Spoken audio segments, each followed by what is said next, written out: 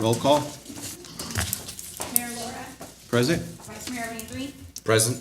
Commissioner Parsons, Present. Commissioner Vasquez. Here. Commissioner Warren. Here. We have a quorum, Your Honor. Pledge of Allegiance.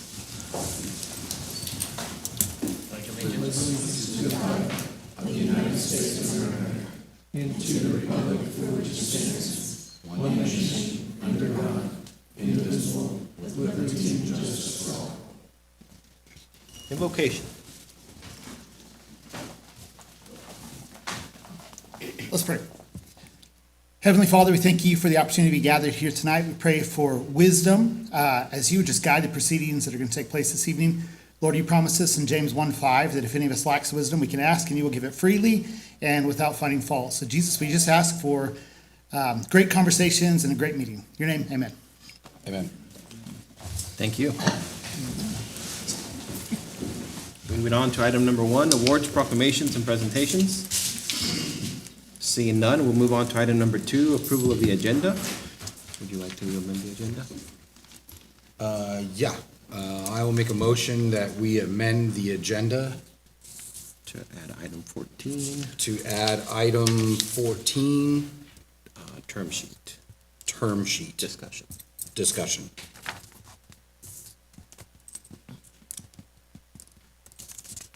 Okay.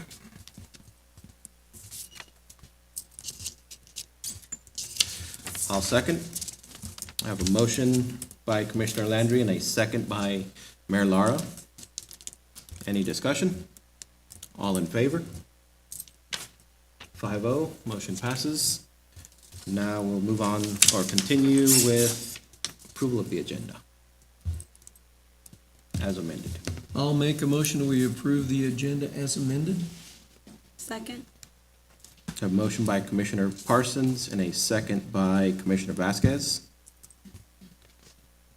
Any further discussion? All in favor? All opposed? 5-0, motion passes. Okay, moving on to item number 3, the minutes. I'll make a motion that we approve the July 8th, 2025 regular meeting minutes. Second. A motion by Commissioner Warren and a second by Commissioner Vasquez. Any further discussion? All in favor? All opposed? 5-0, motion passes. Item number 4, any items from citizens tonight? Okay, seeing none, we'll move on to item number 5, items from groups. Are there any items from groups? Seeing none, we'll move on to item number 6, the consent agenda. Make a motion we approve the consent agenda as printed. Second. I have a motion by Commissioner Vasquez and a second by Vice Mayor Landry. Any further discussion? All in favor? All opposed? 5-0, motion passes. Now moving on to item number 7, the treatment court update. Okay, so Mayor, Vice Mayor, Commissioners, I am excited tonight to introduce Jason Maxwell, our treatment court judge. He will give a presentation on the program, how it operates to assist residents of our community, and how it is funded through our federal grant and our local gifts and donations fund. He will be accompanied by Isaac Gonzalez. He is a treatment court graduate and a current alumni coordinator, and Josh Melton, a soon-to-be graduate at the end of July. And I was pleased to see today several more participants coming up with him. So also with him is Kim Klinkingbeard and Michelle Contreras. They work very closely with the program. I have witnessed it firsthand. I believe in it, and I like for them to present to the commission annually everything they need to know about how it's funded and how it operates. So go ahead and come forward.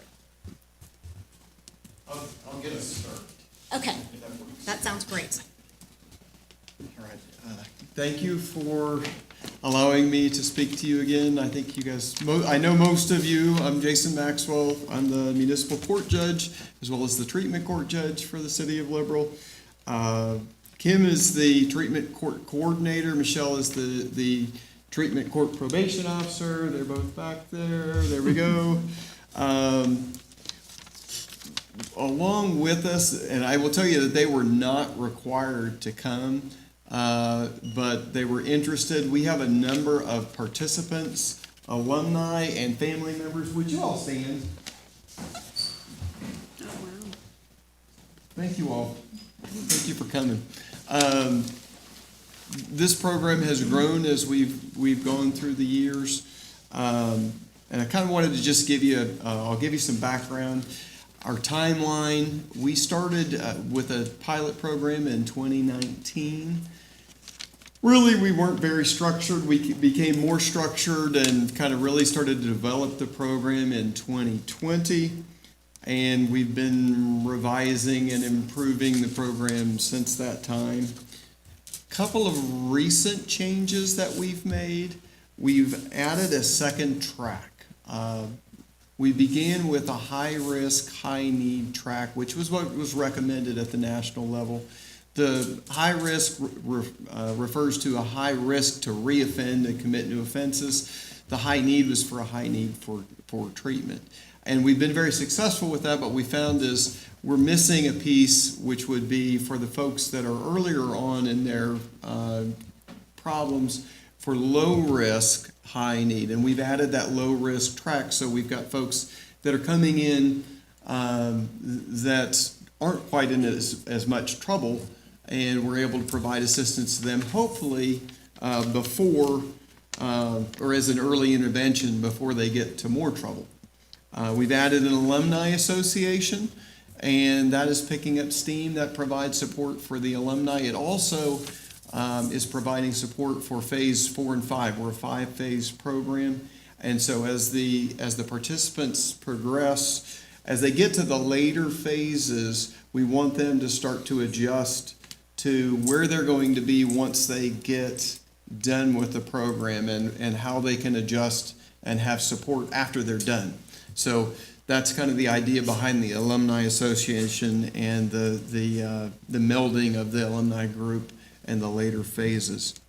Who we serve.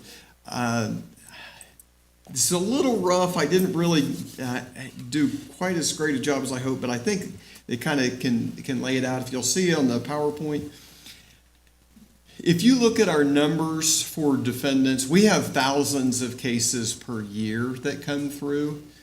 The majority of them, I don't see them again. They start with first appearance, and a lot of people, they'll come in and they'll pay their ticket. I might not see them at all. They may pay their ticket, they may provide their insurance and have their case dismissed or deal with it in one way or another. And if I do see them, I see them once. Most of those people, they come in, they go out. They don't require a lot of resources. If you look off to the right, you'll see that's a real small part of the resources that we use. We get them in, we get them out. We don't spend a lot of time with them.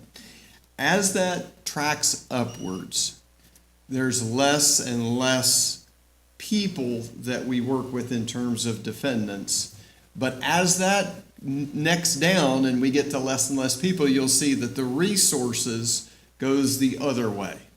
We utilize a tremendous amount of resources and cost. And when we talk about resources, we may be talking about judicial personnel.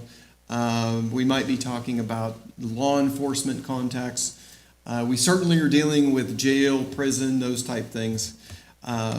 As we go up, you start to see where the higher risk folks fit in. And that top red portion, that's our primary point where the high risk folks come in. I think most of our defendants know that if you come through and you get a motion to revoke probation, you'll see on there it says multiple hearings.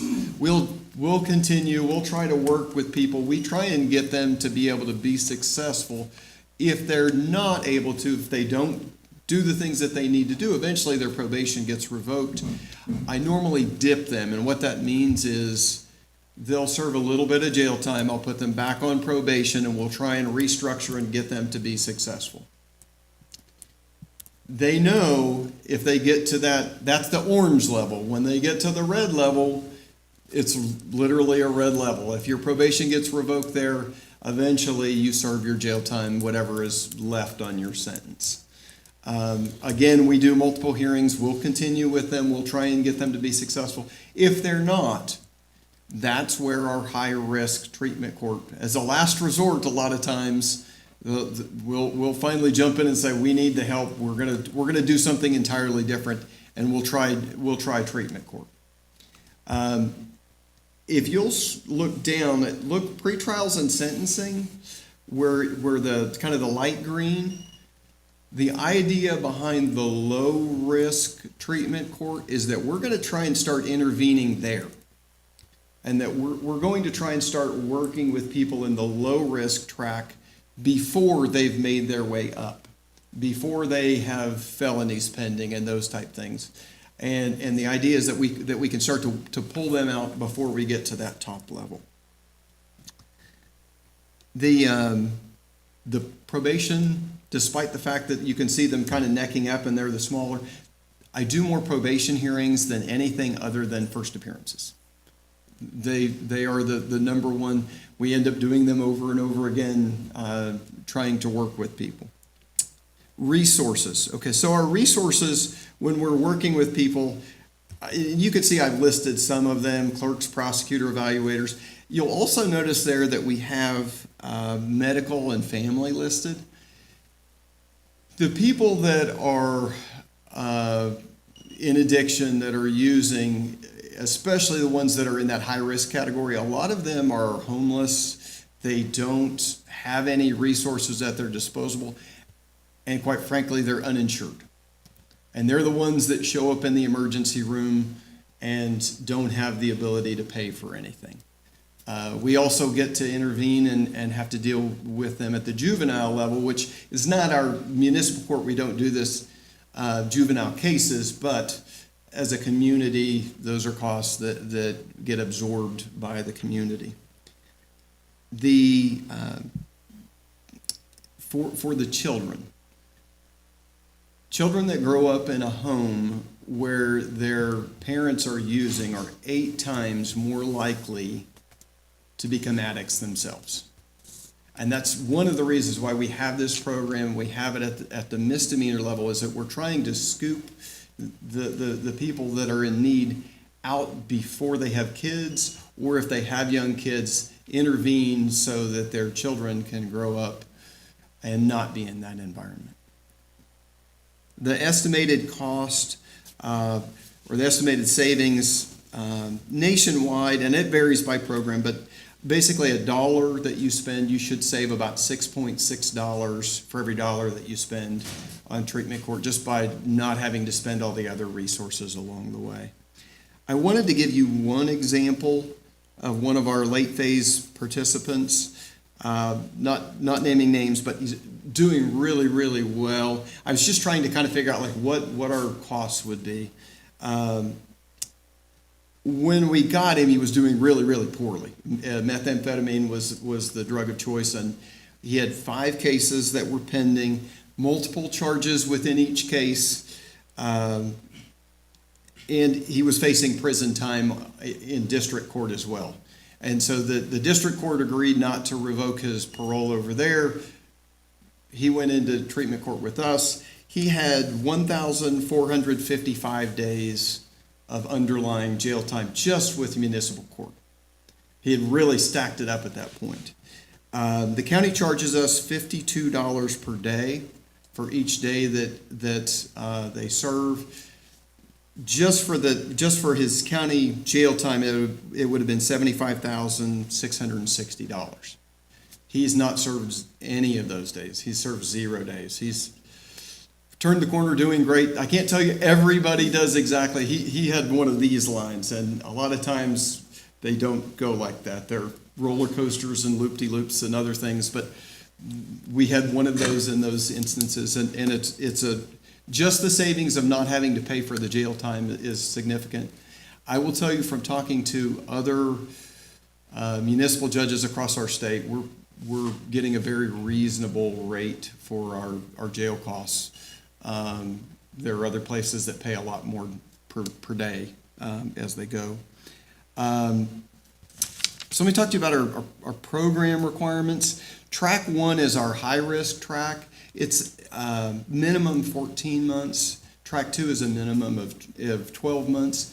You really don't want to go any shorter than that because of the needed time for treatment. You really need at least a year in treatment.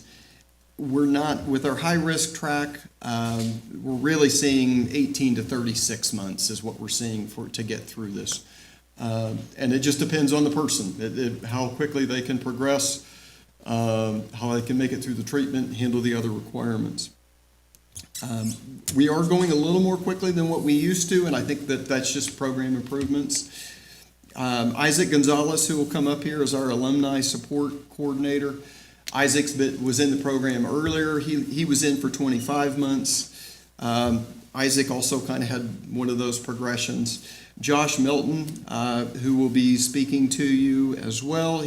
Josh graduates on Thursday, so this is kind of an exciting time for us. But Josh will be out at about 16 months. So I think the time is shortening, and I think really, I don't think it's on them. I think it's on us. I think we're doing a little better job as we've learned as we've progressed. All of the participants go through outpatient treatment. Some of them do need inpatient treatment. Not only do we require it, but we've been able, through our grants and our partners, to be able to ensure that every single person gets the treatment that they need. Not only the inpatient and outpatient treatment for the substance use disorders, but they also receive all of the mental health care and trauma-specific care. And pretty much everybody in our program needs, they don't just need the substance use disorder treatment, they need the mental health, and almost everybody has trauma issues, and we've got to work through those or we'll be back with the other problems down the road. We test them 4 to 5 times per week. We do random testing. We test by multiple methods. We use urinalysis, mouth swabs for oral testing. We have sweat patches. We have 24/7 alcohol monitoring. We have lots of different tools at our disposal, and we use those tools to try and hold them accountable and help them along. We have curfews. They have GPS check-ins. They have to have an app on their phone to check in at various times so that we can check in as to where they are. In exchange for some of those things, we do provide assistance with housing. We're able to provide some of that through the grant that we have. We also are able to help them to find employment. We've partnered with Southwest Guidance Center, and I can't tell you what a wonderful partner they have been for this program. They really help our participants get on their feet and get up and get running.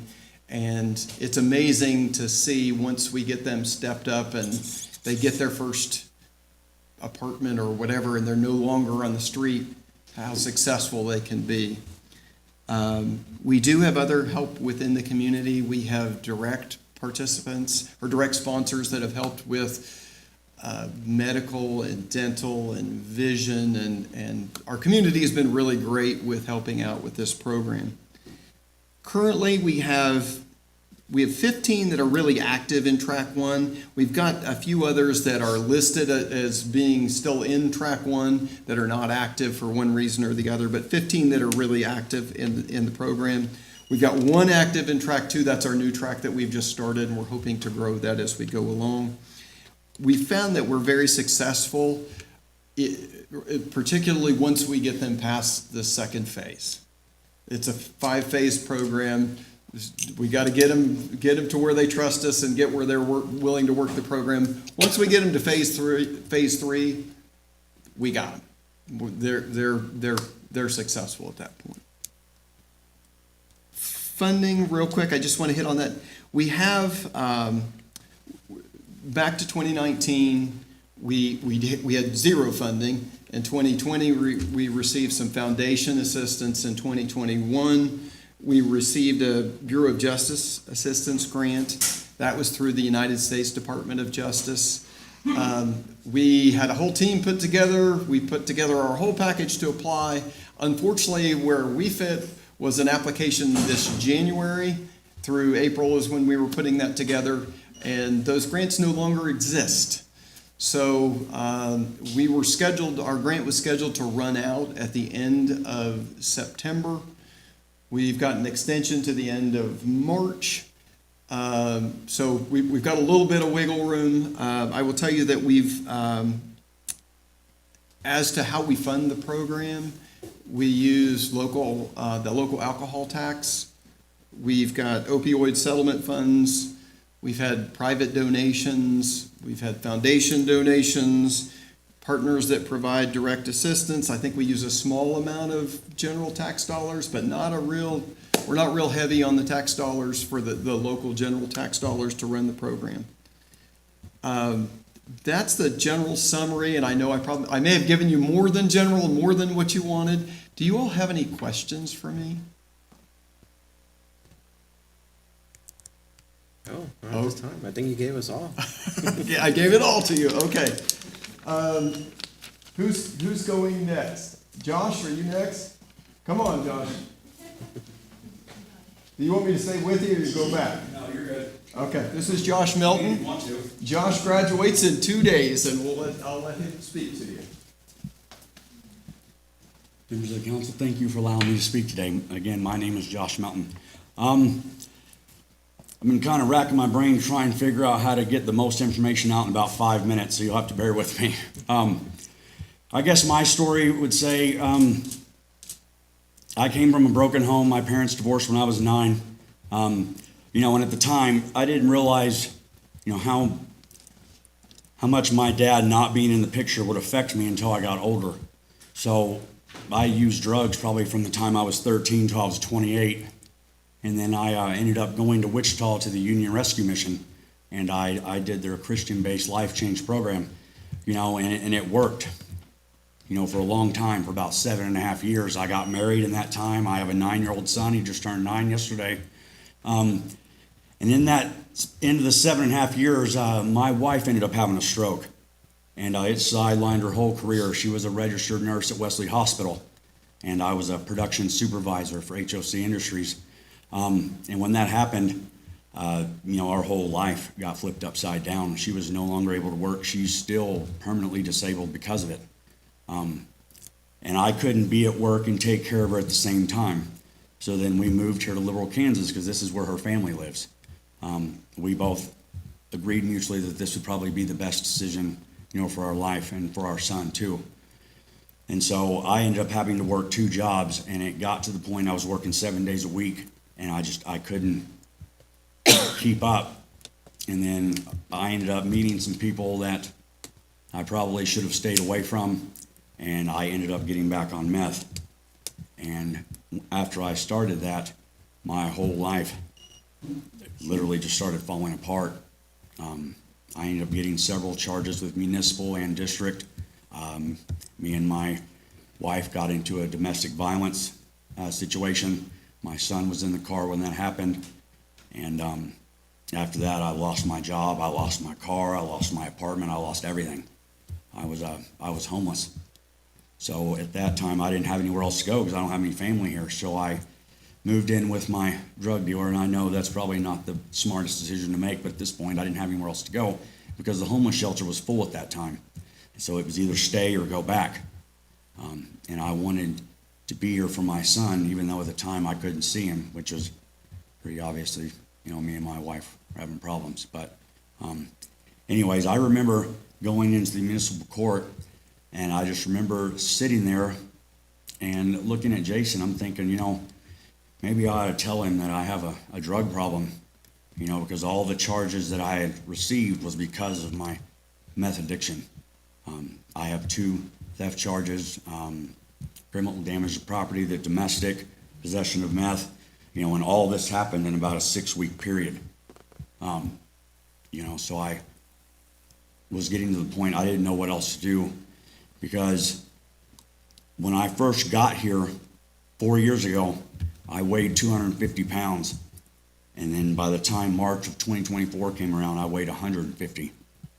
I was in so much physical pain, I couldn't even tie my shoes in the morning or button my pants without using meth to get rid of the pains just so I could go to work. So like I said, my life was falling apart, and I was helpless and hopeless. I didn't know what to do, so I basically just told him, Judge, I have a meth problem. Is there anything you can do to help me? Because I didn't know at the time the drug court program existed. I'd never heard of it. And then when he offered it to me, and was telling me all the different treatment options that they had, I was like, yeah, please. Where do I sign? Can we start today? And so I had to go through the process of getting accepted into the program, and I did. And then Michelle told me that I was going to get to go to New Chancellor Rehab. And, I remember crying when she told me that, because I knew that, that was the only thing that was going to save me. So when I got there, I had to be in detox for 5 days because I couldn't walk. I couldn't stand up. I would fall down just trying to go to the cafeteria. And I remember on the 4th night sitting there in the room, and I just started praying because I didn't know what else to do at this point.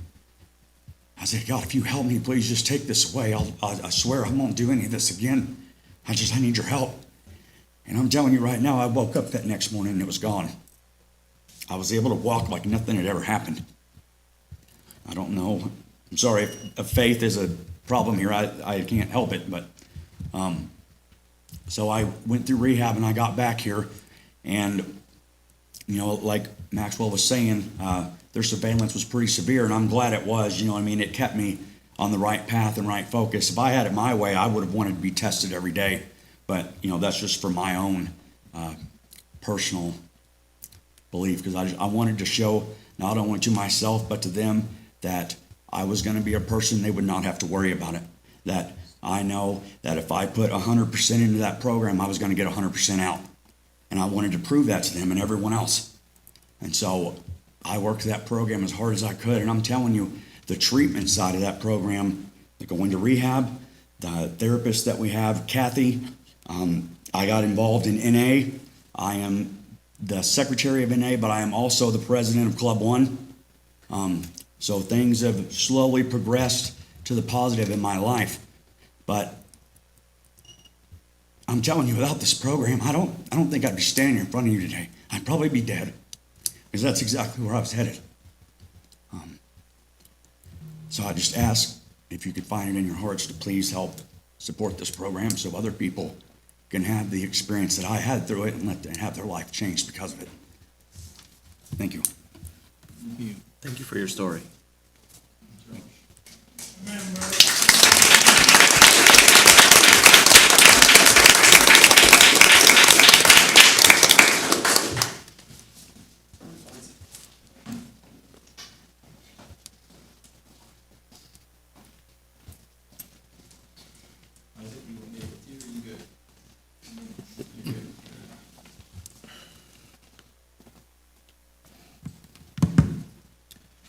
Good evening, and thank you for giving me the opportunity to speak.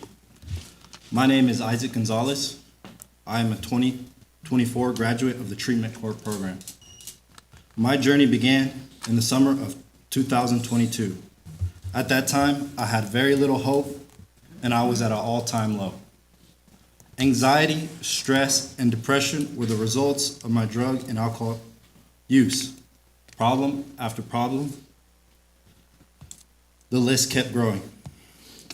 If I reflect on a moment when I was deep in my addiction, I remember saying a small prayer, asking God to make a way for me to get treatment that I needed.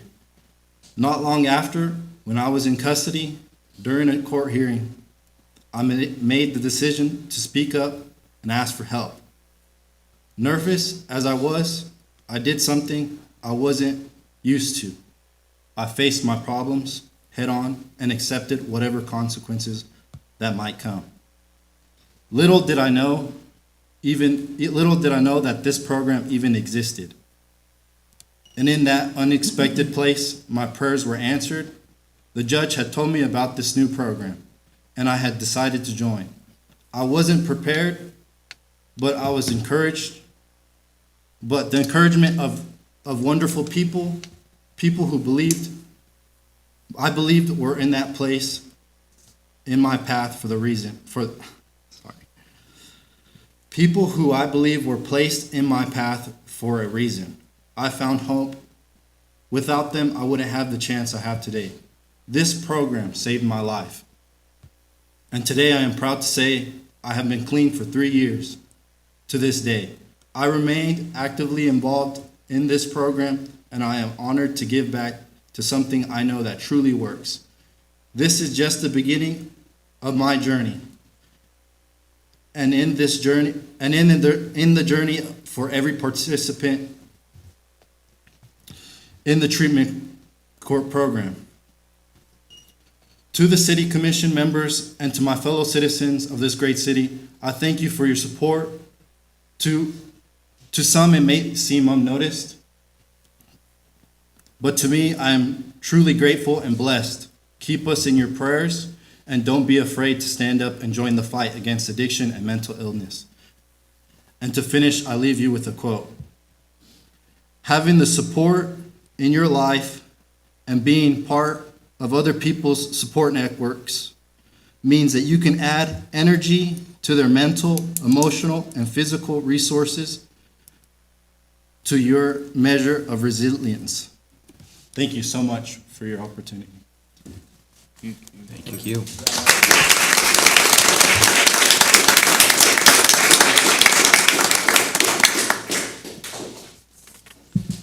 Thank you, all of you, for coming and sharing that. It's very important. I believe in the program. We will have discussions in the near future about how we will fund it if the federal grant is no longer available, but I wanted you guys to see firsthand the impact that it's having on young people in this community and how it helps them get back on the right track. Yep, thank you all for coming, and, I mean, just from me, but I'm sure I'm not overstepping, speaking for everyone else as well, that this has definitely showed us the value in this, and we will definitely find a way to find funding for this program. Yeah, truly moving. I mean, your stories are definitely pull on some heartstrings, and for what we're doing as a community to help, it's amazing. So it's great stuff. I mean, we're here for sure. Thank you all for coming. Thank you. And you are welcome to stay, or if you have Yeah. anything else, you're also, you're welcome. I don't want to say it that way. But you can leave at any time. There's no need to stay for the rest of the meeting, but you're welcome to stay if you'd like. This time we will move on to item number 8, the Mann Foundation discussion on hangar. Okay, so Mayor, Vice Mayor, Commissioners, John T. Smith is here to present comments regarding the Mid-America Air Museum Foundation's desire to address and rehab the hangar that is on our property. John and I have had several sit-down meetings where we've discussed Liberal's rich aviation history and the desire of that community to restore the B-24 hangar. So he's going to give a couple of comments for you guys, and I will assist John if you have any questions.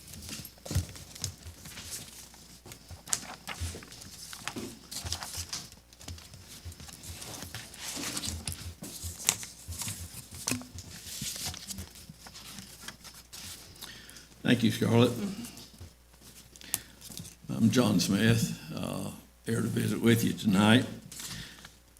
I'll make my first comment related to the airfare coming up in about 2 months, because I know you're aware of that. You've done some fencing, you've done some support at the airport, and that's appreciated. I happen to be on that committee, but that's not really why I'm here. But that's a good segue into the comment that over a year ago, when the airfare got to being talked about, it had been a year or two, the committee started meeting, and then in the course of that, getting it going, we got to the point of looking at the airport, working with FAA, working with you all on what it would take. And one of the obvious things that became apparent was we've got one of the, I'm going to say, biggest eyesores in town, in the hangar out at the airport, just north of the Air Museum. And I'm going to pass this around as I talk, you can take a look. The Air Museum is one of the the Air Museum, when people come to town and either as tourists or visitors, it's, you go on the website for what's liberal, and the Air Museum is the number one attraction to most people. And that ties with air show and some other things. But when they go out there, what you will see is kind of circling down the chairs there is that B-24 hangar. And it's got a history. It's a significant part of our community, because with 4,000 people or so in the early 1940s, before the war, and before that was built in less than 2 years, the air base. And the town went from 4,000 to about 8,000 people in 2 years, and it was one of the focal points of our history. And so that, as I'm backgrounding it, as that came about and started being discussed in the air show, and what kind of an image and what people come to see when they come to the community, people started talking about that. That's not a very good picture to see. If you're going to have maybe 10,000 people on the ramp for an air show. But beyond that,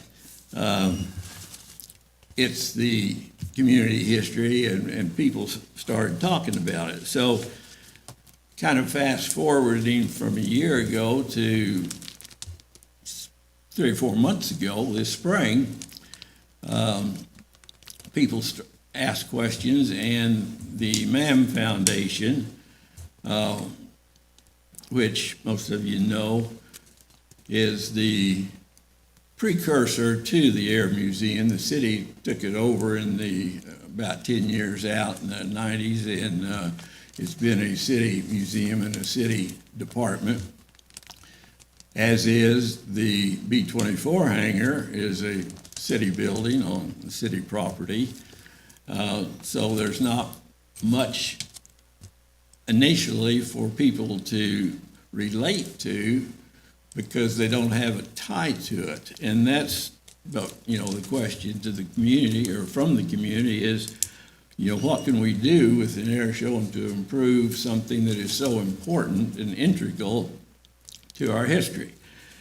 And so in the spring, the MAM Foundation, hearing these and having participants, kind of took it upon themselves to look into it, what could be done, and that led to kind of prioritizing. It led to some conversations with the manager and a lot of people over the last 90, 120 days, to where we come up with this discussion, and the idea that everybody's first reaction often is, you can't restore it historically, because to make it match original, the costs are prohibitive.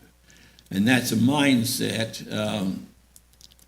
In many cases, there's validity to it if you go to the nth degree in a historical restoration of a property. But for something to make it useful and do a refurbishment, that's the more direction that we've kind of come to a consensus on in what we're proposing. So the foundation reached out to several places, but one that we came up with was a firm that grew up, an architectural firm, grew up in Garden City. It now has offices in Manhattan and Garden City. They had done some work 30 years ago, plus or minus, when the museum was being developed, So they had a little connection and a little interest, and they had talent and ability. So the foundation reached out to them to see what could be done.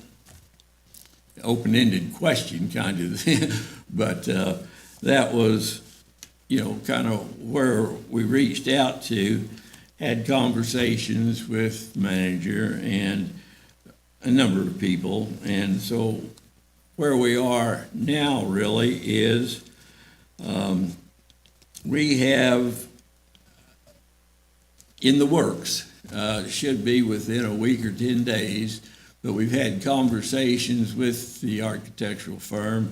They've been here, they've seen the building, they're working up a preliminary proposal, and we'd like to bring that to you as soon as we get it. But it is basically, it is an assessment of the, and I think may have been handed out a letter there, that it's an assessment to recognize the historical importance of the Liberal Army Airfield, support of professional assessments of the hangar and its condition, possible refurbishment, reuse possibilities, phasing, and costing of what might come out of a committee looking at it. So I'm not here to tell you we got a single purpose, but we're here as a foundation to raise the question about your interest in doing something about your building for the community. And I'm not trying to say that significant or sarcastically or anything else. It is the city's building on the city's property, so nothing really can be done without the city's involvement and leadership. That's just, part of the playing field. So what I think has been circulated and what we are more or less proposing, wanted to make you aware of this, try to answer any questions from either Scarlett or myself of initial thoughts, reactions, willingness to accept us coming back when circulating with you and discussing the proposal if we get it and how it might be effectuated jointly. Probably at this point, discussion leans toward probably a separate committee that would have people focusing on that as a project working with. But we don't have, I'm not here to tell you any solutions or any answers at this point because we really don't have it. It's basically supporting a process to take a guided look at possibilities, reuse, and what, where we are, where the city is. So that, I think, briefly summarizes it. If you have any questions, I think it's listed on there as discussion, so I don't, Scarlett has anything to add, but that's the catalyst here. So if I can answer anything, I will, or will. At this time, has the foundation raised any funds toward Pardon? this project? This time, has the foundation raised any funds for this project? Not raised per se, because it hasn't had an identified project as such, which is part of the purpose of this. But I will say that the foundation wants to be a part of the process and is willing to participate with some funding. It's a community foundation, area foundation actually, to support and promote aviation. We have representatives on your Museum Advisory Committee, or Advisory Board, and I will say that triggers. We have made a similar intro approach to what I just tried to lay out to the Focus on the Future Committee. They have indicated support for doing something for what we're asking. The Airport Advisory Board has, in fact, Jeff was at that meeting. It was presented to them, and the consensus was support from them to explore and do something. And then, let's see, the third one, did I say focus on the future? Yes. Okay. Let me see here. Maybe it's in the letter there. No, you got him, yeah. The Airport Advisory Board. Yeah, Airport Advisory Board, and the Mid-America Air Museum Advisory Board, and the Focus on the Future. Those three independent committees have basically been approached just like we're making you aware. We didn't want to be going around, but after having several conversations and a couple of lunches and talking with Scarlett, it kind of getting a pulse. We didn't want the commission left out, so we're here for that reason, to really raise it, put it on your table so you're not behind anything. You're in it from the beginning. Okay. Any other questions or comments? So, No, I believe we're gonna be holding a special meeting to kind of discuss capital projects, so I think this would be a good one to add to the capital projects discussion, so we'll go from there, I think. Anyone have any other comments? I do not.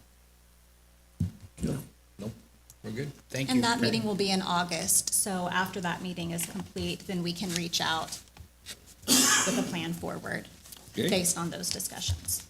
That's it. Perfect. Thank All you. right. Appreciate Thank it. you. for all Thank the you. information. Moving on to item number 9, resolution number 2435, abatement of fire damaged property at the Airport Industrial Park.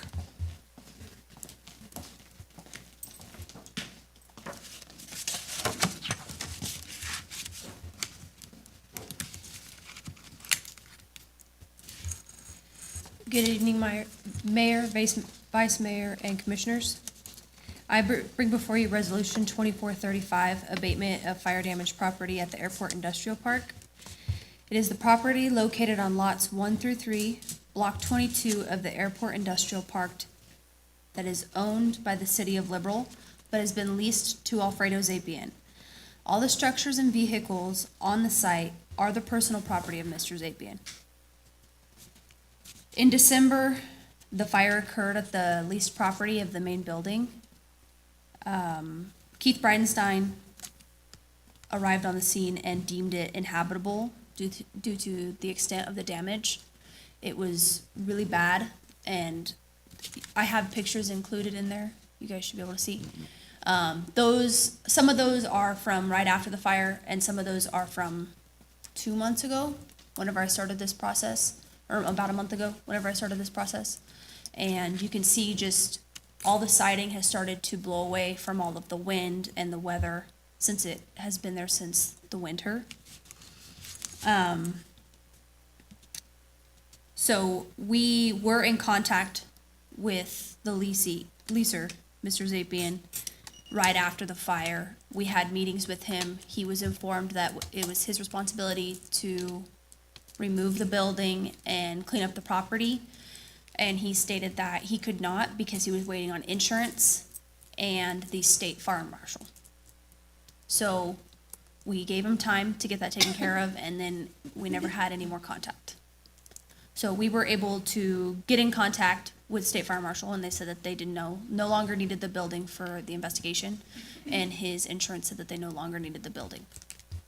So we wanted to move forward with the demolition, and included in this demolition will be the building that caught on fire and removal of all of his vehicles that are on the property. And there's another shed that's on that property as well that needs to be removed. So it's everything that's inside the leased fence area. So we received 3 bids for the abatement of the property. 1 bid was disqualified for failing to meet the required parameters. And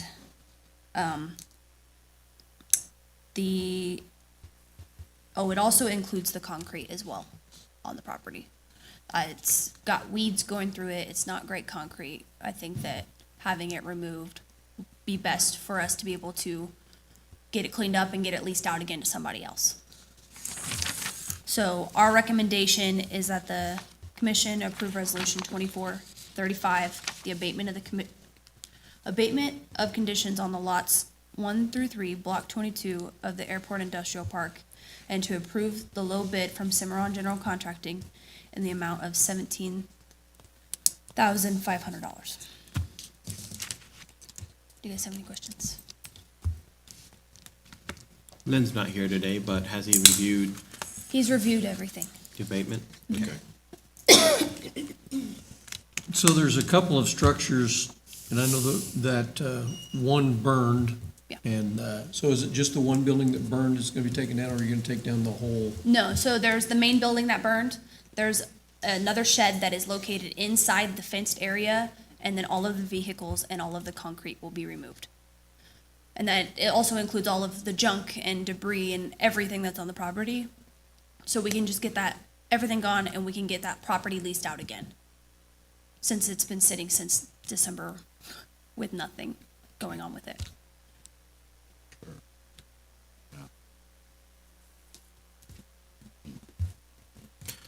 Those are annual leases, correct? Yes. Okay, so that lease is technically still paid up, or is it come due already? No. It's no longer paid? It is Okay. not.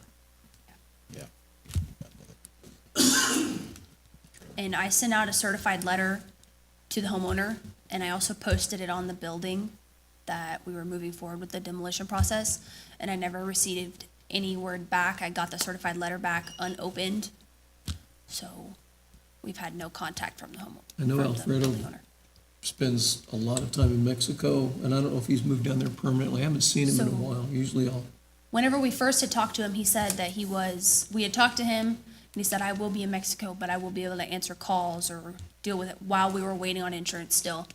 And Brian has repeatedly called him and called him and called him and tried to get in contact with him, and we cannot. Yeah. So that's why we decided to move forward with it.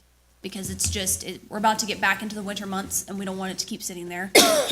And it's just getting worse and worse. So with the $17,500, Scarlett, I'm seeing that in the verbiage here that we would go after Mr. Zapien for the $17,500, but if he's in Mexico and probably not returning to the United States, I'm guessing that would be at the cost of the city at the $17,000. We would bill it to his AR account. Okay, It would most likely be charged off To bad debt. after it's set. to bad debt. Yes, and Okay. yes, when it comes to demolition expense, it is funded from the general fund. There are sufficient budgetary funding in there. Okay. But yes, you are correct on that. Okay. Well, I make a motion to approve resolution 2435 for the abatement conditions of lots 1 through 3, block 22, the Airport Industrial Park, and approve the low bid from Cimarron General Contract in the amount of $17,500. Second. I have a motion by Vice Mayor Landry and a second by Commissioner Vasquez. Any further discussion? Any from the public? Seeing none, all in favor? All opposed? 5-0. Motion passes. Thank you. Thank you. Moving on to item number 10, Fire Department radio purchase. Good evening, Mayor, Commissioners. Just have some information from me in your packet regarding the purchase of 4 Motorola APX radios for the fire department. This is a budgeted purchase for 2025. Our radios are now 6 years old after the big switch over from analog to digital 6 years ago. Our radio lease has been paid off, and we'd like to step into an annual replacement program to avoid big purchases. The other issue with these radios is these will be single band. They'll just be 700, 800 megahertz programmable. When we first did the switchover, I lobbied for and bought dual band radios for the fire department that are capable of transmitting in the 400 megahertz range so that we could do mutual aid. And also we have the 400 megahertz repeater still on the tower behind the police department. So the event our 800 was down, we could switch over to the 400.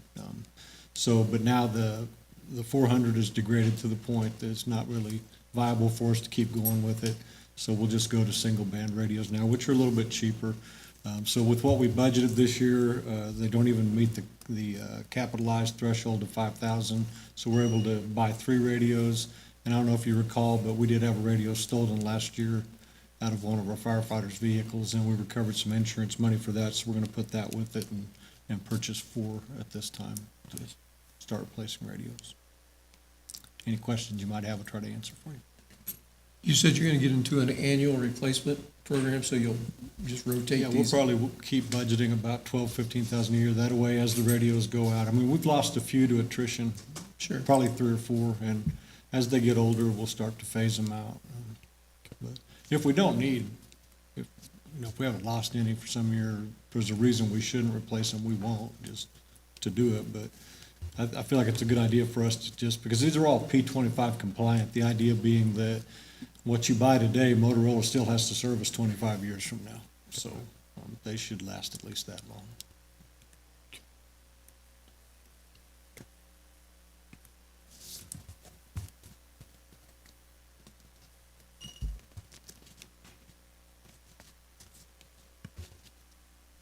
I'll make a motion that we approve the purchase for 4 Motorola APX 6000 handheld radios and chargers at the quoted price of $18,172.32. Second? Motion by Commissioner Warren and a second by Commissioner Parsons. Any further discussion? Any from the public? All in favor? All opposed? 5-0, motion passes. Thank you. Thank you. Thank you, Kelly. Moving on to item number 11, the Community Event Guide. Mayor, Vice Mayor, and Commissioners, tonight we're bringing forth our Community Event Guide, which was developed really in an effort to help us better work with event organizers in our community that are looking to host large-scale public events, especially on our city facilities, our parks, our streets, and our other public spaces.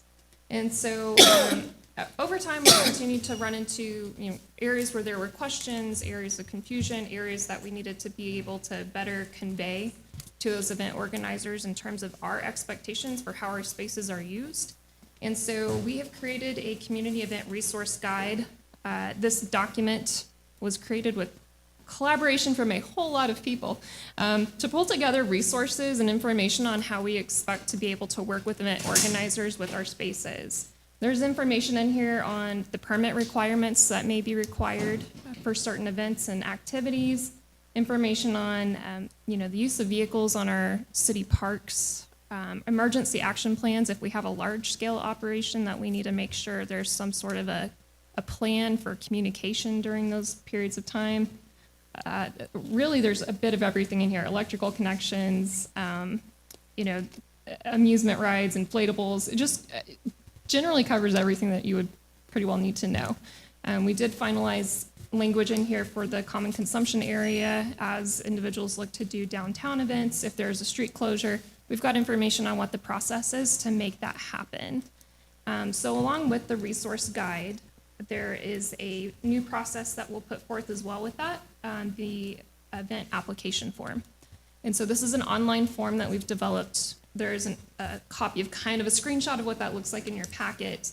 But what we're requesting is that event organizers, if they're organizing a large-scale public event, it's not their private birthday reservation at a city, building, but a large-scale event, that they provide at least 45 days prior notice so that we can take a look at what they're trying to do and make sure that we can accommodate, make sure that we're staffing for, and make sure that we're communicating well about their event so that we can make sure it goes off without any problems. We see these community events as very beneficial for our residents and our community, and so we want to make sure that we're doing everything we can to work well with event organizers.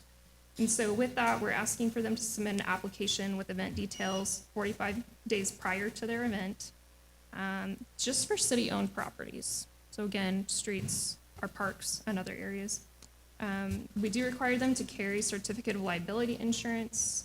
We want them to provide just a general site map so we can kind of get an idea of what they're doing, make sure that we can anticipate, any additional needs that we need to be prepared for. And then copies of any permits or other required paperwork. If they're serving alcohol, of course, there's certain requirements for that. There's requirements if you're going to do different sizes of raffles. I mean, there's really, everything that's in the guide is really kind of referenced here as well. There is a checklist that allows us to see, okay, are they looking to place large tents? Are they looking to do some sort of a race route that might require some additional assistance in, maintaining the roadways and watching for safety for participants? So we really tried to think of everything with this thing. We did model it after what other communities do as well. City of Wichita had a great application online along with great resources, and so we really tried to pull together everything an event organizer might need to know about doing things well here in Liberal. So again, really what we're looking for is just approval of the guide itself and then the process for event planners to submit that online application. Once applications are reviewed by staff, we would then issue a statement, a letter to them, yes or no, your event has been approved. So again, really just looking for a way to be able to better work with people in the community, so. And again, that is something as well that helps us to coordinate our resources, especially staff resources, and that's part of the reason for the 45-day requirement. There are certain permits that you can't get in a short amount of time as well, so we want to make sure we're notifying them if there is a state permit that they need, that they're on that and able to address that quickly as well. Yeah, this looks like it took a lot of work. It's very It took impressive. a lot of work. 7 months. Very impressive. 7 months. It's- When I started looking through there, I was thinking, somebody thought, oh, probably everything. We'll find out if you didn't, right? But Right. Yeah, just probably looking right through it, I away. thought, well, they thought everything probably. And Surely there will be amendments. a lot of work but- and very impressive. Yeah, you guys thought of, as I was going through it, I thought, well, what are they missing? And I sure couldn't come up with anything that you guys missed. So, congrats. I think this Yeah. is Yeah. a huge step in the right It direction. looks really good. Looks real nice. Well, I make a motion that we approve the community event application process and requirements as outlined in the community event guide. Second. A motion by Vice Mayor Landry and a second by Commissioner Warren. Any further discussion? Any from the public? All in favor? All opposed? 5-0. Motion passes. Thank you for all the work that went into this and getting all this information on a easier document for the public. Moving on to item number 12, City of Liberal logo adoption. So Mayor and Commissioners, tonight we're bringing forth a proposal for a new logo design. Our logo has been in place since 2009, that's 16 years old.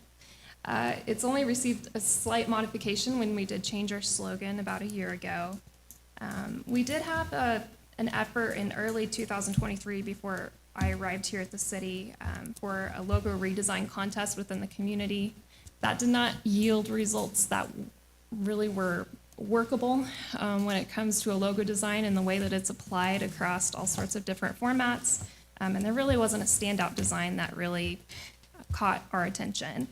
And so as we've started to introduce some of our new branding standards across our different designs, it really has become clear it is harder and harder to make our existing logo fit and look visually appealing. A big piece of communication is highly visual and creating things that are attractive to the eye. And so it has kind of hindered our ability to continue working our identity into new designs. So the logo itself is something that has the ability to really help us in our professional appearance and our perception, not only here locally, but across the state and nationally as well. We do see it as something that adopting now will help us to accomplish some of the action items that are in the Launch Liberal 2035 Comprehensive Plan, which is coming forward to you next month. This is going to allow us to move forward on a lot of different designs that we really need to be updating. There's existing park signage right now that is 16 years old, that is looking really rough. We're ready, we feel this is the right time as we look to transition and make some of those investments that we make sure we've got the design we want moving forward. This logo was developed in-house at no additional cost. There are companies there are cities and other organizations that will pay upwards of $30,000 for a logo design, so we definitely saved that cost by doing it ourselves. We have mocked it up across a lot of different applications. You want it to look well in embroidery, display signage. We've really applied it to every test we can to make sure it's going to be workable for us and we can live with it. So with that, with adopting a new logo, this is something that we would wish to have occur in different stages. There are a lot of upfront changes that can be made very quickly at absolutely no cost. There are other changes that we probably need to phase in over time to be able to lessen any sort of financial impact to making that change. Examples of that would be making sure we're using all of our existing print supplies that have our old city logo on it, run through those, and then as you do a reorder, we would then look to transition to the new image. Our city fleet vehicles, we've got a lot right now that have just been branded. We're not gonna go back and change those. That's something that as those vehicles go through our fleet rotation, we'll begin applying the new logo to those. There are a lot of ways that we can really manage this cost to have really little impact. And again, a lot of the signage that would be most of the high cost is stuff that has to be replaced anyways. It is absolutely faded and cracking. So that's something that we would prioritize, looking at those highly visited public spaces first before you move into some of those other city department buildings. So we don't have really a lot of city branded items otherwise, and so this was just a good time to be able to introduce this before we make those types of investments. So our recommendation and our request is for the adoption of the new City of Liberal logo to be incorporated in our branding projects.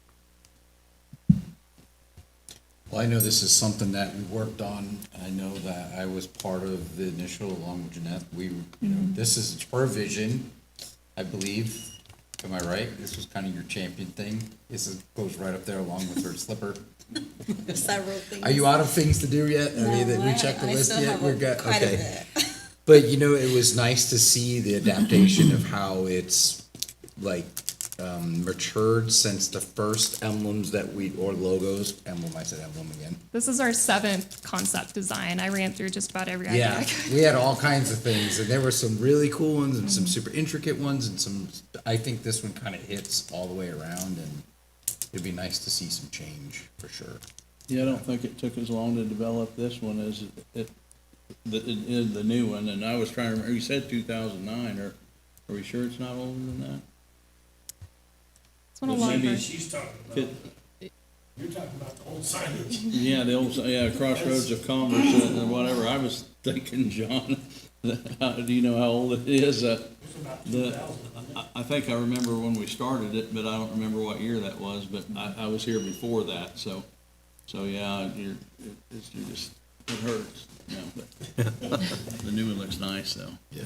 We do want it to be modern. It really does represent our identity, and we want something that people can be proud of. It's and youthful. I feel It's that's youthful. I like it. needed. It is Yeah. youthful. Very colorful, Yep, vibrant. I like it.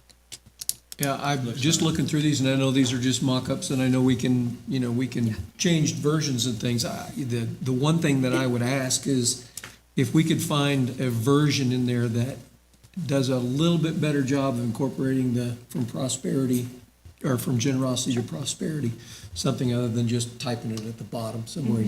Maybe just give us some thought into how to incorporate that Right. in a little bit different way, a little more stylistic way. Yeah. Sure. Because I love that, slogan, and I think we could find a way to incorporate that a little bit better. Sure. That's I like it a lot. And the more I've looked at it, the more it's really grown on me. Yeah, it's poppy. So. I like it. Well, Ron, looks like you did full circle on it. You were Yeah, there with the original, Are you saying it's time for change? and then, what was it, about 3 years ago, as we were preparing to budget for signage and everything that needs to be replaced because of when the other ones was done, this effort was began, and the public was brought in at that time, but yeah, we weren't able to come up with a logo that we all agreed on. It's certainly tough to find something everyone likes, and we anticipate yeah. not everyone's going to love this transition, but over time, I think people will see the benefit of it. I think it looks nice. I was just thinking about what Jeff said, and I don't know if you call these like waves or The feathers on the wheat bottom, but fields? could you actually just I, put the, I did attempt that. I'll from continue to work. generosity in one of them to prosperity inside those? Yeah, They we can look- they look continue to work neat, through but- that. Yeah, I mean, I'm no artist, but We did want a few different versions just to help. Some of those spaces we worked with are small, and Yeah. so certain things are not going to show up well. So that's why we wanted to give ourselves the flexibility. You know, there are, you know, when we wear a name tag and we're traveling, you want to have Kansas on there, and that's something we lack in our current logo. So we do have different versions for a reason. So.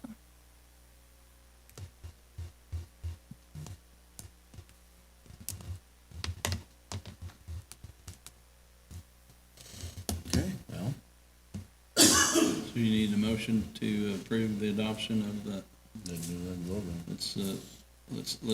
I'll make a motion to get rid of the dinosaur, to approve the adoption of the new City of Liberal logo as presented to be incorporated into branding and projects. I second. a motion by Commissioner Warren and a second by Vice Mayor Landry. Any further discussion? Any from the public? Seeing none, all in favor? All opposed? Okay, 5-0, motion passes. Thank you. We won't get rid of you, Ron. Oh, wait, You're stuck with me for a while. there we go. Item number 13, airport land surveys. Mayor, Commissioners, I'm gonna give you the short version here. So, you know, it takes forever to get anything done at the airport, so we're wanting to go ahead and survey the properties that we feel like are viable to a company wanting to come in. We're not gonna do all the little, you know, tinker shop lots. We're gonna do the main lots. And I looked at them today, probably 15 to 18 of them. And they've been averaging about $2,000 to $3,000 depending on the size. Go ahead and get those surveyed. When we sell the properties, they're paying for that anyway, so we'll just reimburse the economic development portion of the 1 cent sales tax where we're gonna pay for this from. That'll be one step closer to getting those properties approved. So we're requesting that you approve the survey process of all the surplus properties within the industrial park for an amount not to exceed $75,000. I don't think it'll be near that. Funding will come from the economic development portion of the 1 cent sales tax. It's too bad you can't speed up appraisals, but appraisals will change, but the survey The survey will won't. never change. survey should never It won't change. So change, so- I think this is a So good it's a good idea. idea, yeah. Yeah. Well, I'll make a motion that we approve the survey process of all surplus properties within the airport industrial park for an amount not to exceed $75,000, funding to come from the economic development portion of the 1 cent sales tax. Second. A motion by Commissioner Parsons and a second by Commissioner Vasquez. Any further discussion? Any from the public? Seeing none, all in favor? All opposed? 5-0, motion Thank you. passes. Thank you. Moving on to item number 14, the term sheet. Discussion. Good evening, Commissioners. My name is Damian Denmark. Before I begin, I was hoping Judge Maxwell was gonna wanna offer to come up with me for this presentation, but I didn't get the moment of encouragement. So I am the owner of Southwind Marketing Group, and we represent DQ LBK LLC. Last year around this time, we presented with the term sheet for a prepaid CID.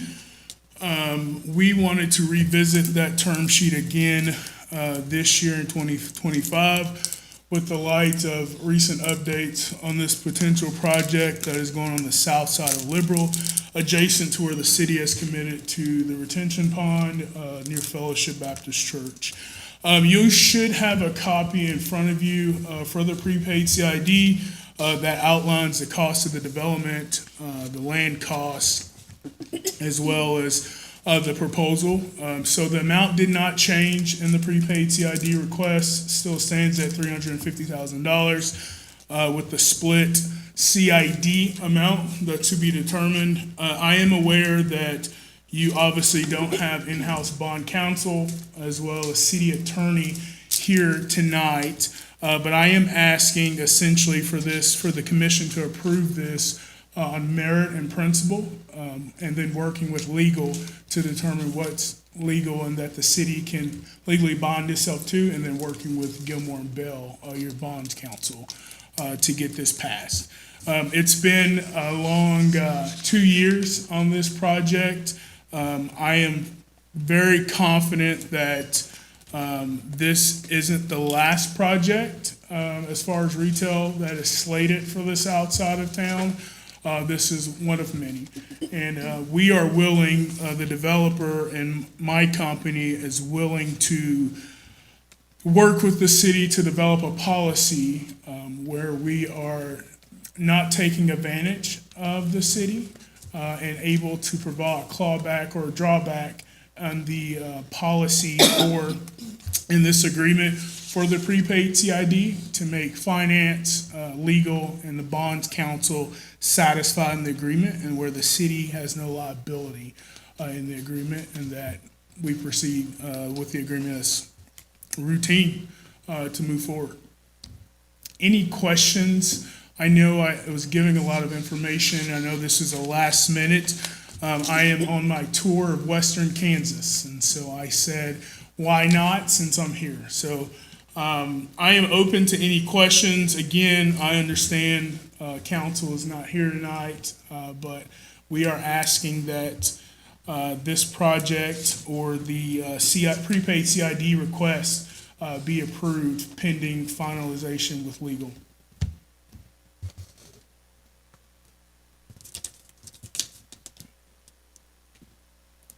Well, I'll just start the discussion. One, am not prepared to approve anything tonight. I would much rather have things done and agreed upon, at least in principle, before we vote on something. I don't want to vote on anything in principle or anything like that. Not opposed to this project. My feelings about prepaid CID haven't changed. I would like to know more about the project. You know, I would like to know a little bit more about maybe the finances of it, what the future of the development might look like. Is the district going to include any future developments in that? I think there's just a lot of questions.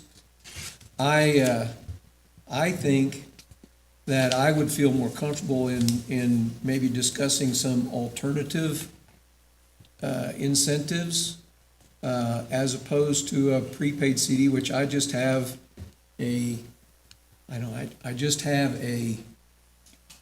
fundamental problem with that sort of incentive. Maybe doing some street work, some sewer work, some water work, something that would remain there as opposed to just a cash disbursement in advance. I'd like to see how we're going to model this CD, what it's going to look like, what the repayment might be in the event of that. There's just a lot of things that I would rather get more fully developed before we vote on it. So, I mean, just to start the discussion, that's kind of where I'm at with it.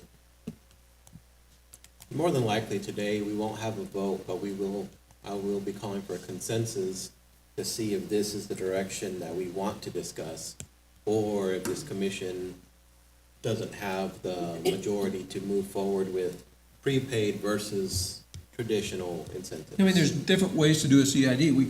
There's a possibility. Now, our policy, because I helped write it back in the day, basically we just approved the pay-as-you-go, but there are options within the Kansas statute to bond part of it out. I think we should explore some of those other alternatives as opposed to just doing this. I think I don't have any questions about the viability of this project. Honestly, I think it's I think it's gonna be a wildly successful thing. One of the things you do when you do something like this is you also set a precedent.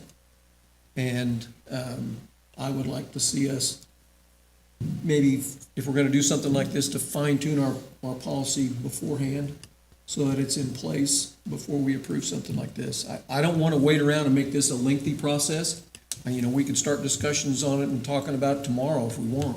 If I remember correctly, Eli did have a guideline of a policy that we can follow through with, you know, if it's new construction, how much they would have to bring in, how big it would have to be, and Yeah. how many jobs. Yeah. I do believe that Yeah. exists, that we can continue to work Yeah, on. what would repayment look like, that sort of thing. I mean, I would wanna kinda get those nailed down before we voted on anything. Yeah, if you're looking for consensus, I'm probably never gonna be in favor of a prepaid CID. I just think that opens up so many things. Picking winners and losers, and that's one thing through the years I've always been against the city doing, is picking winners and losers. And that's exactly what you end up doing if you do that. I am in favor of trying to figure out some other way or any way we can help them. But that's probably not the way that I would be interested in doing it.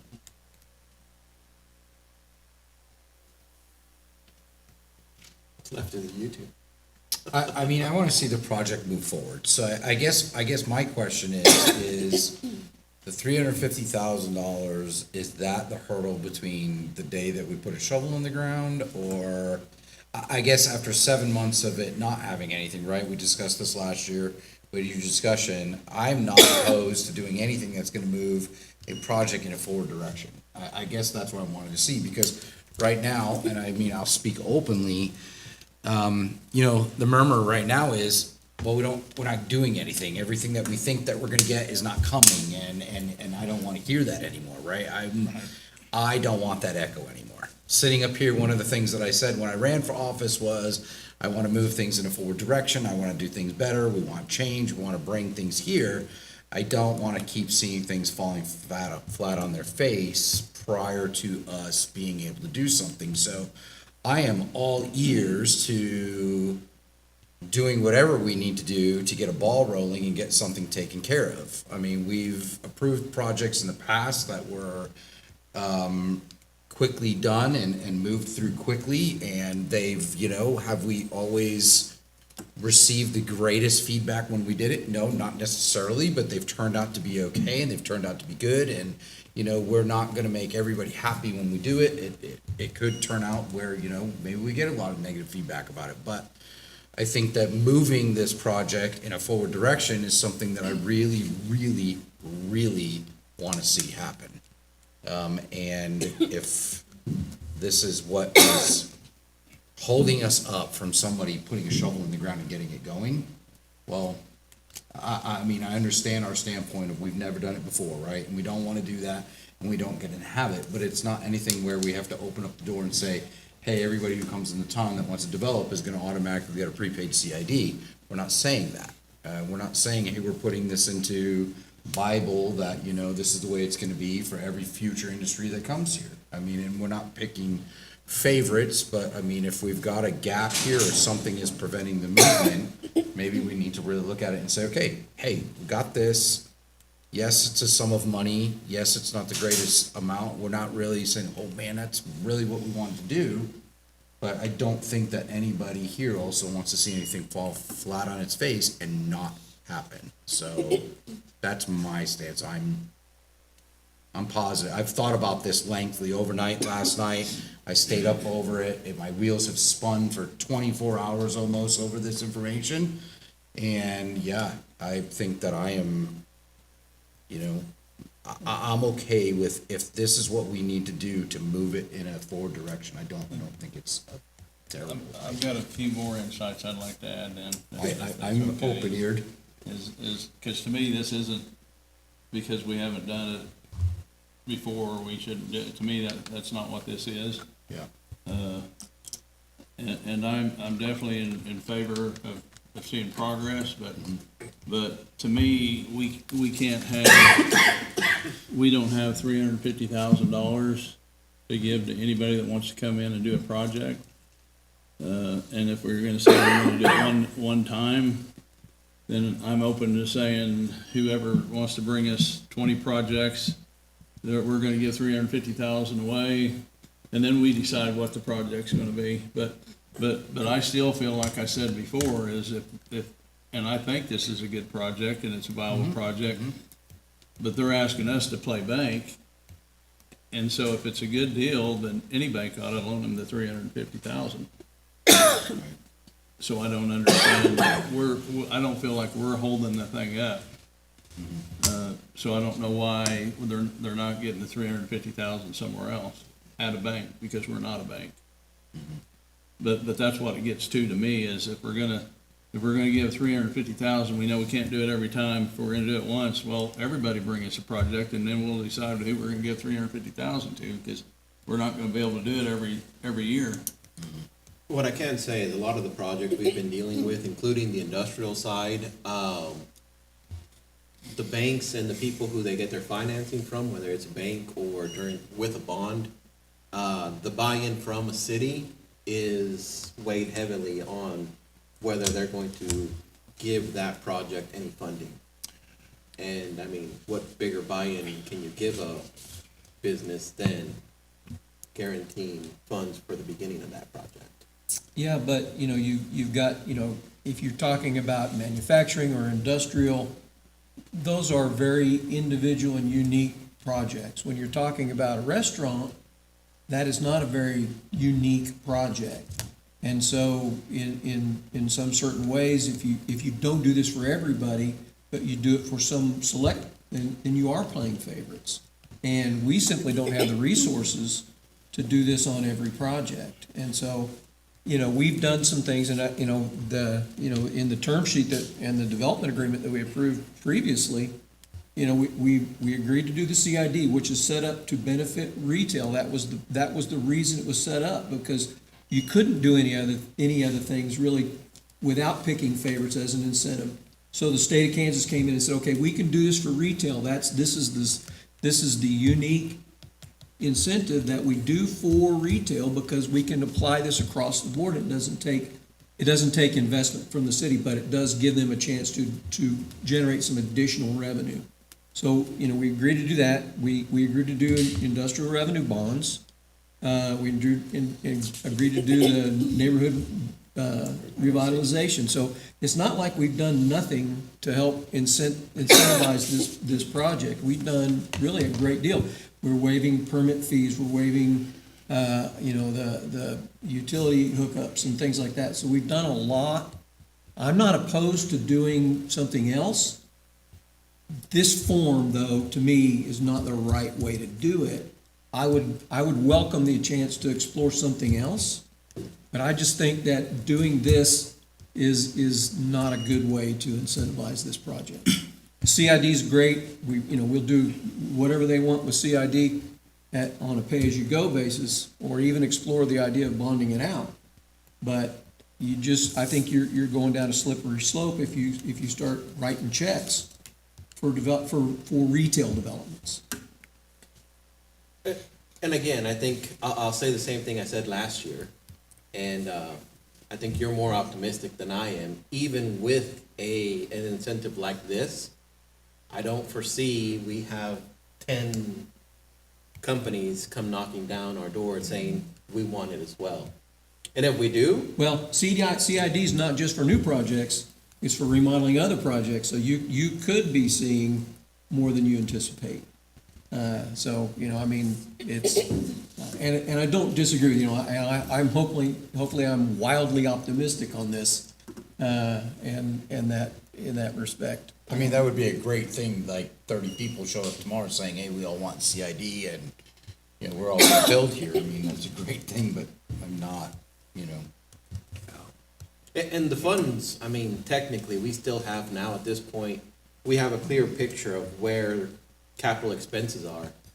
And we still have, which is part of the reason we're gonna have this other discussion, but we have 5 million unencumbered. And that's not including, and that's just in capital expenses. Unencumbered total, I would imagine between economic development and capital projects is probably closer to 6 million.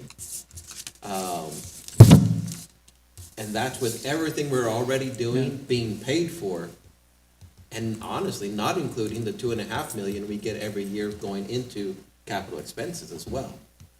But this isn't a capital expense, as far as the city capital expense, I wouldn't think. In that, we're not putting in a street, we're not bringing water lines and stuff like this.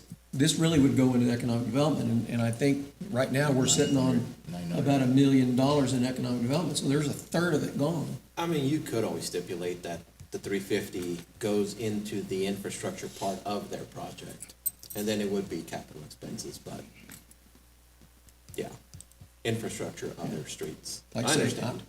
I'm perfectly willing to discuss a lot of other alternatives. I just don't like this one alternative.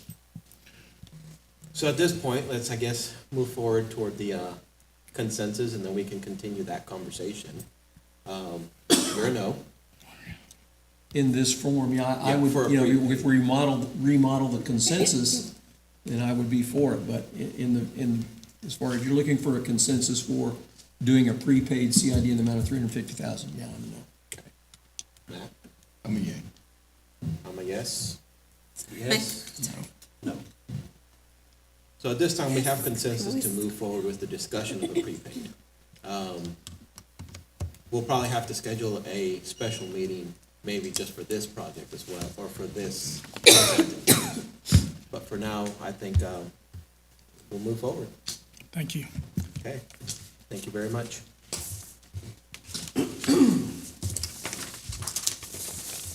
Moving on to item number 15, city staff. You always make me be first. Okay. Kelly will do it for you. I'll break the ice, I guess. Just real quickly, I want to give credit where credit's due and bring you some good news.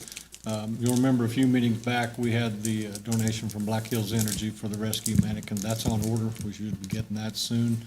And then last week, received a message from Sergio Benuelos, National Beef, asking if we would like to come out, they would like to make a donation to the fire department. So on Friday, we went out and they presented us with a check for $2,330, unspecified donation to the fire department. So they're real good partners and real good community neighbors to us, and I just wanted to make sure they got some recognition for their donation this evening. So that's all I Okay. have. Thank you. That is good news. Chief? Mayor, Vice Mayor, Commissioners, thank you for this opportunity. Real quick, I wanted to give you an update on two things. First off, the Rotary Park Dog Park out at the animal shelter, co-sponsored by the city, has been completed. We're having a dedication ceremony this Friday at noon. I would invite all of you that can attend to please be there. It actually turned out a little bit better aesthetically than what I had even envisioned in my head. It's a wonderful thing. They've gotten a lot of use out of it already with adoptions. People can now bring their pets out there to see if the dogs will be compatible, or the cats. Haven't really seen too many cats that aren't compatible, but certainly with the dogs, and that's been beneficial to some community members. So we're thankful for that, and that dedication ceremony is this Friday. The second thing is a issue of concern for the police department. Currently, we carry the 6-hour P320 firearm. Over the last couple of years, there's been a lot of controversy going on that has really ramped up over the last 6 months in regards to this firearm. There are questions about what are called uncommanded discharges, and what that means is the weapon fires without the trigger being pulled. We do have concerns with this. The state has looked at this and considered, banning the firearm as other state agencies have done, and training agencies have done. Recently, within probably the last week or two, several federal agencies have discontinued use of it, and we have seen a few other agencies jump on, including the military, with their version of this same firearm. So I will be trying to put some information together to let the commission know what we believe the status of the situation is, and probably going to be requesting that you allow us to purchase a different firearm option for us to issue and carry on the Liberal Police Department. And I will get you additional information on this. Do you think you'll go to a Glock? Do you think that's probably gonna be your choice? Well, we did some, I happen to be a handgun fan. I have several, and couple other guys on the department. You know, if you have 3, 4, or 5 people that have 2 or 3, 4, or 5 guns. Yeah. We had several options out there, and let officers shoot them, and they actually preferred the Smith & Wesson M&P 2.0. Yep. So that's what the current preference would be. Yeah, I actually had the SIG M18 Okay. and actually sent it back to SIG for that exact reason, for the accident discharge. And I know that there was a naval officer or naval someone that was just killed 3 days ago with the accidental discharge of the firearm when he laid it down Yes. inside of its holster, nevertheless. Yes. Laid it down to do something else and it went off and shot him in the chest. So, yeah, good move. Thank you. Yeah. Thank you, Chief. Thank you.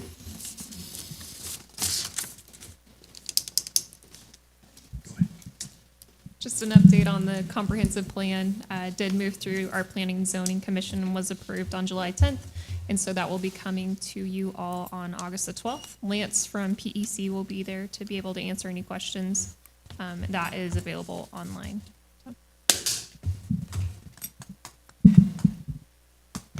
Okay, just a couple of things. School's starting in a couple of weeks. Traffic department's been doing school zone markings. They have got every school zone marked, all the crosswalks are done. We got a little bit of striping to do, and our striper broke the other day, so we got parts ordered for that. I don't know if you've been by Randall Pond. They're anticipating being done this week. So that thing is massive. We could catch some big old fish in there if it ever fills up. I did notice too that that pile of dirt was bigger than what I expected it was going to be. Is it going to stay there or? Yeah, so that, I guess, because we kind of get in midway on this deal, that was part of the, they gave us the land, they get to keep the dirt. But KDHE specified where the dirt goes and how it has to be piled, and we can't move it from there. I'm assuming when that comes out of floodplain, they'll probably spread it around, do whatever they want to do for future expansion, whatever they want to do over there on that area. It'll stay there for now. Park lighting, I think is gonna be here tomorrow.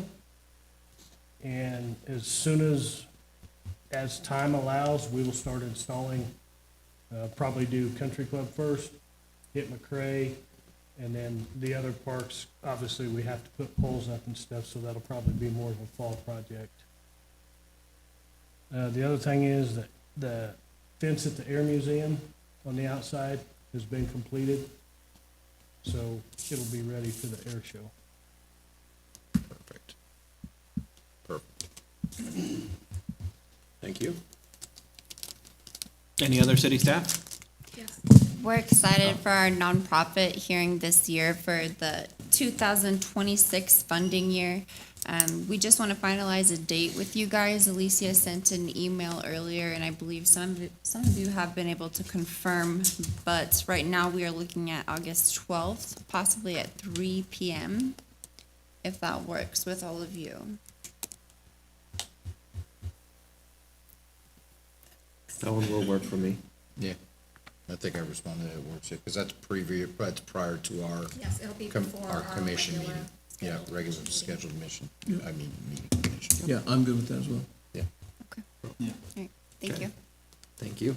I also sent out an email for available dates or dates that you are not able to, that won't work for work sessions on economic development and capital improvements. So if you guys could check your calendars, let us know any dates that do not work and times that work best. That way we can get a couple work sessions scheduled. And if you just want to get those to me, we'll get together with staff and then confirm those. Okay, thank you. Any other city staff? Moving on to item number 16, city manager's report. Okay, so Mayor, Vice Mayor, Commissioners, I promised several people a meeting under 2 hours. I do not want to be the reason why it goes over. Happy birthday, Jeanette, I believe, and thank you for spending your evening with us to get all of this business completed. First thing I want to do is start off by thanking our tourism department, Keeley, our liberal rec dancers, local media, local food truck vendors for the fantastic ribbon cutting for the Ruby Red Slipper Slide. I think we had over 150 people there. I thought it went splendid, and I had a ton of great feedback on that. So let's have more projects and let's have more ribbon cuttings. I don't anticipate the animal shelter ribbon cutting will be quite to that level, but we will have dogs there. and that always is a good thing. So thank you to everybody. That was put together in a week, and we got it off the ground and running, and I was very happy with how it turned out. Thrilled with the approval of the community event guide tonight, as well as the refreshed City of Liberal logo. I feel this gives us a renewed sense of who we are. It helps us move forward and get several things done that have been on the docket that we've just been waiting to see what we're going to do with this. But replacing park signage is at the top of my list for the capital improvement discussion. I keep driving around and seeing that, and I'm very much looking forward to replacing that.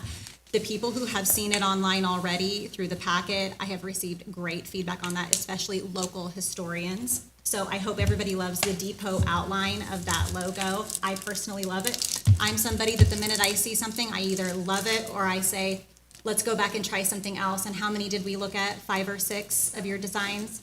The minute I saw this one, though, I was done. I knew it was the one. So I hope that everybody agrees and that the rollout on that will be smooth. Want to thank Kim and Judge Maxwell and all of your attendees for being here tonight. I love it when you guys can come, and it gives us a lot of additional information, hope for the future, and just we need to know what we're funding and how that impacts the lives of our citizens and residents. So thank you so much for that. I've been there with you through a lot of this. The funding source is extremely important, and so I love it when we can get you here and get you in front of everybody. So thank you for your time on that. Want to invite everybody again to the animal shelter ribbon cutting. This is Friday at noon.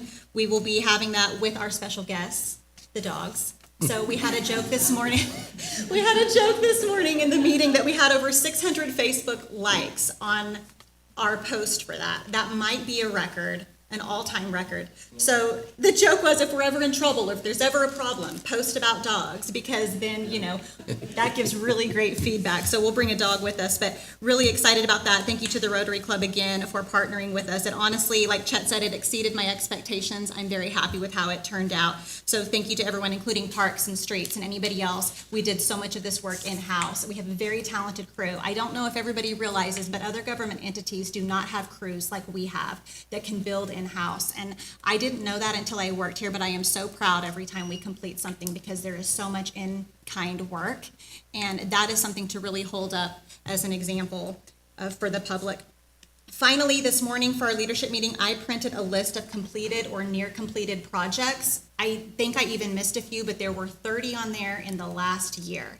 So sometimes it's easy to get discouraged or tired. I've been a lot more tired lately than I've been in the past because we have been on a road for a year of getting things corrected, everything from financial and HR policies to community event guides to tangible projects to economic development. And it can get discouraging at times. We have setbacks, but when I put that on paper and showed it to everybody, they said, wow, that is impressive. That really shows how far we've come in the last year.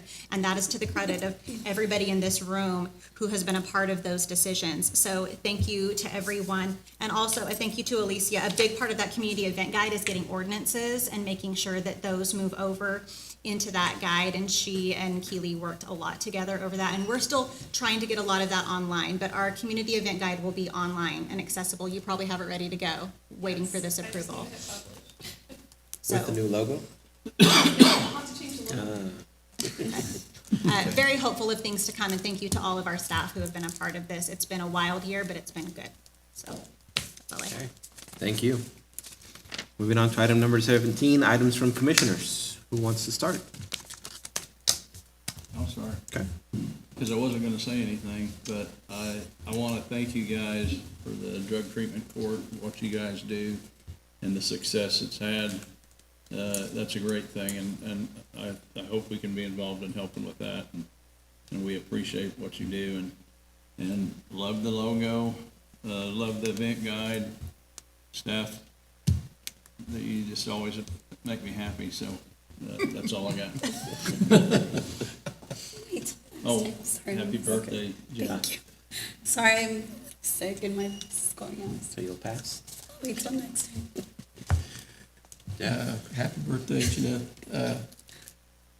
Man, staff, you guys are just continue to knock it out of the park and really appreciate all that you do. You have no idea how proud we are all of what you guys accomplish and what you do. Welcome, Brian. Glad to have you aboard. You came probably at the worst time, though. The best and the worst time. Yeah. with But he's budget. still here after a week. Yeah, so we hope to see you next meeting, as we go through this process. And Judge and Kim, thank you for what you guys do with the drug court. I think that's awesome, and we certainly, speaking for myself only, we'll certainly do whatever we can to keep that going, because, what a great thing that is, and so thank you for what you guys do there. And Damien, I just want to let you know that I'm never going to be able to get this all right. DQLBK LLC. I want you to know, and you guys, although I'm opposed to this one type of incentive, I think you guys' project will be wildly successful, and I want to do something to help that. Economic development is in my bones. I did it for so long, so I want to let you know that I'm in complete support of the project and want to do whatever I can to help that, happen and be successful. So that's all I've got.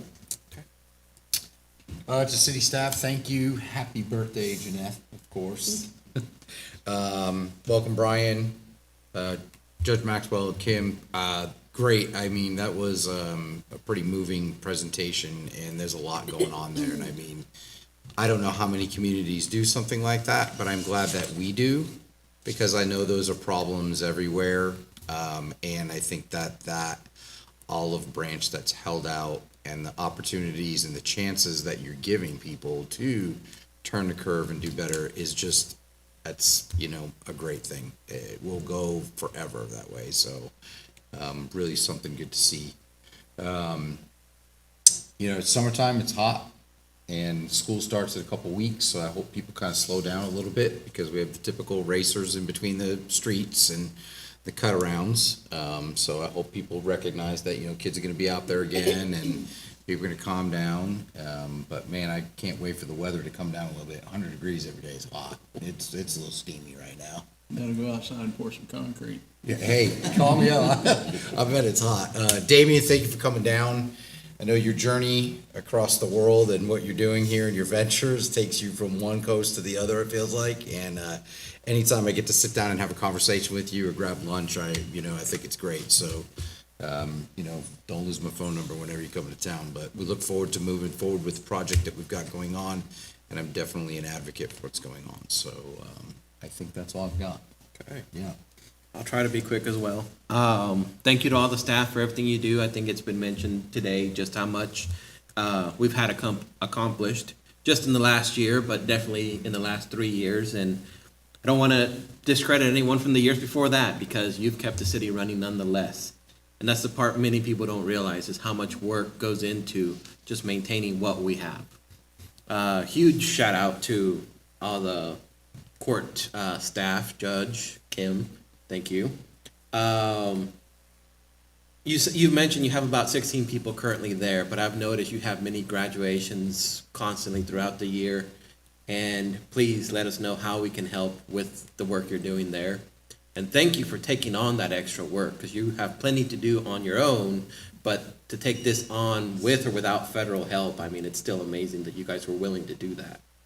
I'm sure the stories that you see are part of that motivating factor. And so thank you for bringing that to us. And happy birthday, Jeanette, for spending all that time with us here on a fun agenda. No, thank you to everybody. Thank you for, continuing economic development and for not giving up on Liberal, and to continue to move forward with everything we have going. And we'll just continue to work on that as a group. So thank you. Moving on to item number 18, the vouchers. I'll make a motion that we ratify the July 22nd, 2025 vouchers in the amount of $2,034,316.29. I'll second. I have a motion by Commissioner Warren and a second by Vice Mayor Landry. Any further discussion? All in favor? All opposed? 5-0, motion passes. We are adjourned. Thank you.